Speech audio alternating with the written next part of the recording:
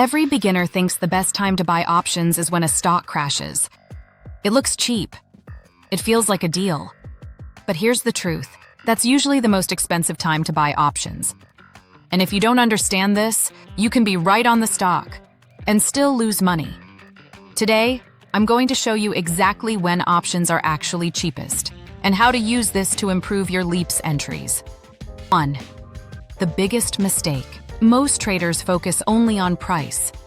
They see a stock drop 20%, 30%, even 50%, and they think, this is the bottom, this is my opportunity, so they buy calls. But what they don't realize is, options are not priced just on stock price. They are priced on volatility, and during a crash, volatility explodes. 2. What happens during a drop? When a stock falls fast, fear spikes, hedging increases, put buying surges. This causes implied volatility, IV, to rise sharply.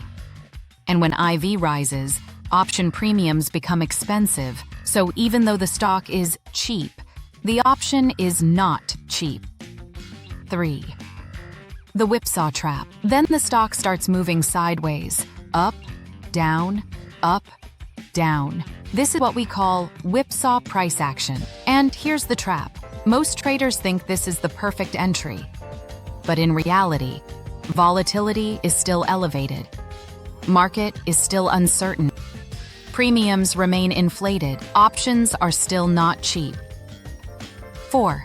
When options are actually cheapest, the best time comes later, when everything gets boring.